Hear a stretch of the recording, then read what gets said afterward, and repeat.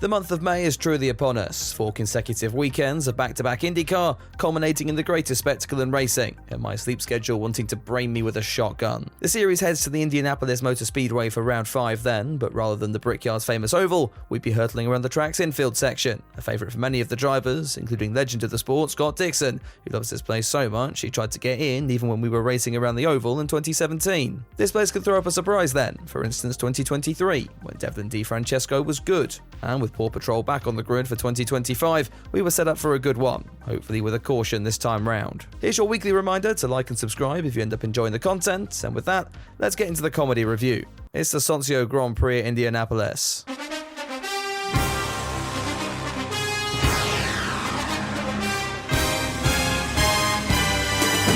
Getting into the news then, with only a week between this and the last race at Barber, plus the fact that Autosport still haven't realised the season has started, there's not a whole lot to cover in this section. I'm just extending it on purpose, given if this year is anything to go by, I'll have all to talk about later on. The big news revolved around just that. You know what, I think Pato Award sums things up nicely. I mean, if you ask me, has it been a good addition? No, I think that's the root to all of our racing problems. But it's made the racing product worse. It is not more enjoyable to drive. Why are we racing? The racing has sucked. We've now had over 400 laps where the seizure man on the start line hasn't been able to do his favourite thing and flap the yellow flags around like a toddler on methamphetamine. Poor seizure man. Justice for seizure man. Part of this has come down to the drivers being shockingly clean for IndyCar standards, part of this has come down to Romain Grosjean becoming a reserve driver, and part of this has to be directed at the new hybrid power units, which in one word are shit.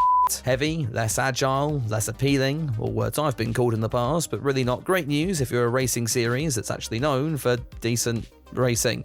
Formula 1 could never. Maybe we'd be in for some brighter fortunes this weekend. And before we jump into that, let's go over a few of the new liveries that have been revealed in the last week at Indianapolis. Some of those new liveries aren't even for this weekend, Jacob for once being able to show off his new look for the 500 later this month in a design meant to hark back to the famous Spin and Win by Danny Sullivan. Abel hopes to try and emulate that performance in the big race, which is a little optimistic from someone with the highest finishing position of 23rd.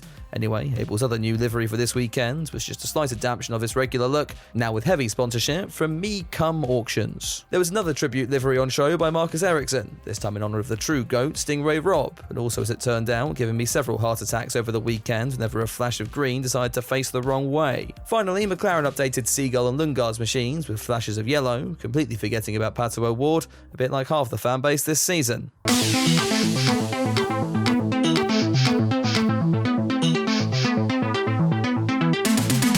You can't have an IndyCar practice session without Prema and Robert Schwartzman running into, well, first the runoff, then engine troubles that left him out of most of Friday's running. The Israeli-born Russian spotted in these tragic scenes with his head in his hands as he wondered how it came to this, from Maranello dreams to contemplating conscription just for a sense of structure. Those actually able to get onto track weren't faring much better. Stingray clouds in the wall, well, never mind, that's actually Marcus Ericsson. We didn't have a moan of the week from Graham Rahal last time out. I wonder how he's getting on. Well, I understand that Graham Rahal might have left the circuit.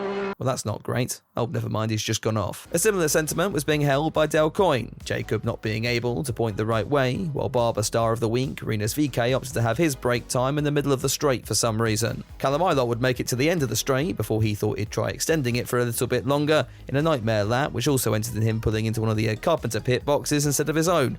Wishful thinking, I guess. It would be Alex Below, though, who would top the overall standings after practice 1, because of course he did, in a session that was topped off by Louis Foster, forgetting which layout we were running this weekend, and VeeKay getting back out, only to go and it again immediately after. Usually that would wrap up Friday's action, except this was a condensed weekend, which I, being the knowledgeable IndyCar content creator that I am, had completely forgotten about until people started tweeting me this. Goats Ray here was one of several to slap on an extra set of soft tyres during the session, using them to end it up in 4th, and make me very excited indeed. Also seeing the Juncos account get in on the action was not on my 2025 bingo card. All praise King Ray Rob. We'd end practice 2 with Kirkwood testing how aerodynamic his Andretti was from the rear, while at the top of the timing screens was the 15 of Nepotism, who not only managed to set the fastest time of the session, but was also able to relay back to the team what tyres everyone else was on, just in case his pit ward left their eyes at home today. RLL would in fact snap up the top 3 positions in practice 2, just in case you needed any further evidence that this session wasn't particularly representative whatsoever, and just in case you wanted any further evidence that I write these reviews as the weekend goes along, because that statement is about to age like a king-sized mountain of shit. The way qualifying groups worked out, it was great news for Colton Herta, who found himself in the more relatively uncompetitive batch at the start of round 1, only despite that he still managed to get bumped out. I think this tweet sums it up nicely. At what point should being a Colton Herta fan be considered self-harm? The Ferret had endured a rocky practice that was able to make it into round 2 despite this death-defying save at the culmination of the session. This was considered so holy, his AJ Foyt would announce him as the new Pope the next day in morning warm-up. Returning to qualifying, however, and while Group 1 was the sort of gym lads you'd expect to see on January 1st, Group 2 was jacked, and big names were about to fall at the opening hurdle. That list would only increase when RLL put both Di Francesco and Nepotism into the Fast 12, and while Palou was still able to put them in their place by the end, Ericsson, Dixon, Seagull, Lundgaard, all out of the session. That left us with 12 then, and as round 2 entered its final seconds, the entire Fox graphic was lit up green, which means if you're in the top 6 and make a mistake, you're f***ed. Case in point, Felix Rosenqvist. He was never in the top 6, so was f***ed anyway. But while he was busy playing around in the grass, RLL was shining brightly once again, all 3 progressing into the Fast 6, Palou, McLaughlin and Newgarden rounding out the fight for pole. Sinking our teeth into that final session then, the Newgarden's best attempt wasn't even good enough to beat Devlin, which in any other weekend might be the most embarrassing feat in all of motorsports, but we'll let him off this time round. The 30 car was flying, but as at its lap time too early in the running, the same fate befalling Louis Foster, who was on provisional pole, but had to sit in the pits as he watched Nepotism displace him at the top of the timing boards. All that was left then was to watch Palou come across the line and do Palou things as he made it 2 poles in 2 weeks. This is going to be fun, isn't it? Right, let's just put ourselves out of our misery and get to the Grand Prix.